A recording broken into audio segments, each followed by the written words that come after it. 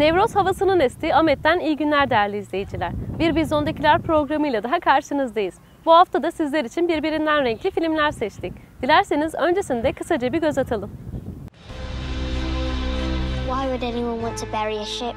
I expect this is a grave of a warrior or a king. But there's more. There's much more. Yet, four men of science completely baffled my trip. Who do you think I am? You are absolutely certifiable. Vous avez vu comment c'est? Ils sont en train de ratisser tout le quartier, immeuble par immeuble. Vos papiers et le titre de séjour.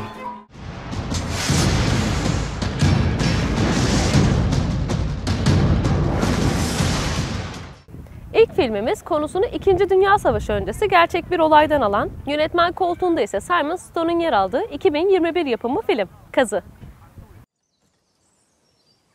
Should we take a look at them then? Edith Pretty, küçük oğluyla birlikte büyük bir malikanede yaşayan zengin bir kadındır. Fakat kalp hastası olduğu için mutsuzdur. Malikane arazisindeki höyükler dikkatini çeker ve yaşamını arkeolojik kazılar yaparak kazanan Basil Brough kazı yapmak üzere işe alır. Basil Brough kısa zamanda hem kazılara başlar hem de Edith'in oğlu Robert ile arkadaşlık kurar. Başta Basil'in ümit var olduğu kazılardan bir sonuç çıkmaz. Ama daha sonra Edith'in isteği üzerine yaptığı bir kazıda bir gemi iskeleti bulur. Basil, bu geminin bir Anglo-Sakson gemisi olabileceğini ve mezar sahibinin de önemli bir kişi olduğunu düşünmektedir. Ne var ki haber yayılır ve resmi makamlar adına malikaneye gelen Charles Phillips adlı bir arkeolog kazı sorumluluğunu üzerine alır.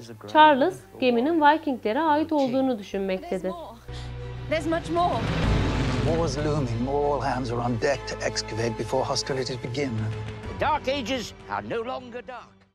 Sıradaki filmimiz yönetmen koltuğunda Richard Shackman'ın oturduğu 2007 ABD yapımı dramatik bilim kurgu türündeki film Dünyalı. In 7 years, but the process falters. Now, if a quirk in his immune system led to perfect detox. Jean Oldman, bir üniversitede yaptığı tarih profesörlüğü görevinden ayrılıp başka bir yere taşınma kararı alır. Veda etmek için evine gelen profesör arkadaşları, Jean'ın taşınmasının altındaki nedeni merak eder.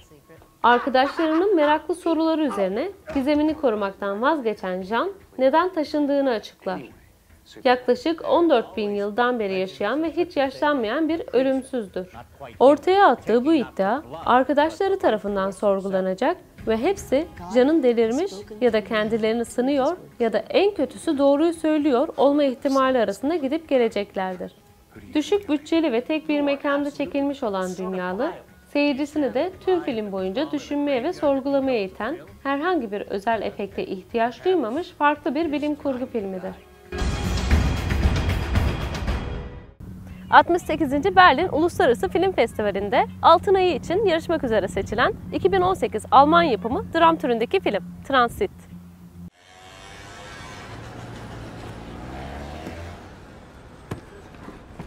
Papier, s'il vous plaît.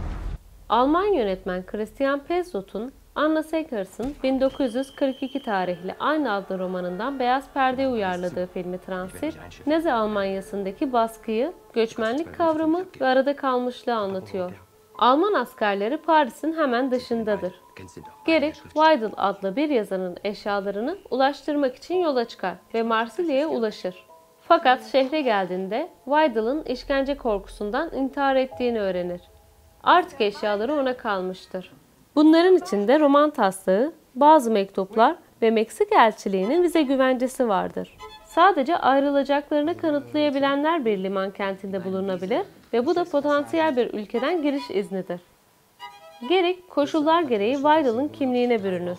Şehirden ayrılmak için onay beklediği sırada birçok mülteci ile ilişki kuran Greg'in gizemli Maria ile tanışınca tüm planları değişir. Seggers'ın kitabında yaptığı şeyi Petzold'da senaryosunu ve yönetmenliğini üstlendiği filmde yaparak salt bir mülteci hikayesi anlatmıyor. Kurtuluş için vize peşinde koşan insanlar izlesek de bunların iç ve dış dünyalarındaki bu kaçışmanın gelişimini ve değişimini anlatıyor. Transit, zorunlu göçlerin bireyler üzerindeki sosyal ve psikolojik etkilerini güçlü bir sinematografiyle izleyicisine sunuyor. Bir yerde kalmanın, bir yerden gitmenin ikilemini yaşatırken yolun bir yere varıp varmadığını bilemeyeceğimizi hatırlatıyor. Film, dünya premierini Berlin Film Festivali'nde yapmıştır. 37. İstanbul Film Festivali'nde de gösterilmiştir. Was war das Letzte, das Sie geschrieben haben?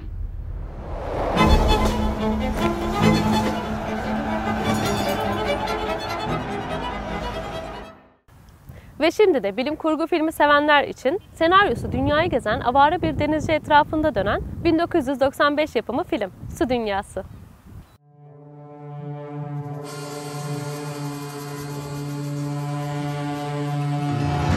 Kutuplardaki buzların eridiği geleceğin dünyasındayız. Her yer sularla kaplı. Ayak basacak kuru bir kara parçası bulmak imkansız. Hayatta kalmayı başarmış olan insanlar, suların üzerine inşa ettikleri, bir araya tutturulmuş çelik yığını şehirciklerde ilkel yaşamlar sürüyorlar. Şehirler genellikle ihtiyar heyetleri tarafından yönetiliyor ve karaların suyla kaplandığına değil, su tarafından süpürüldüğüne inanıyorlar. Kendisine infazcı diyen bir adam, kanunu temsil ediyor. İnsanların en büyük korkusu ise yağmacı çeteleri. Bu yağmacılardan kaçan denizci, küçük yelkenlisiyle bu şehirlerden birine varmayı başarır. Denizcinin aklında sadece varlığına bir gün her nasılsa ulaşacağına inandığı son kara parçası vardır. Yağmacıların saldırısı bu insanların kaderini birleştirecektir.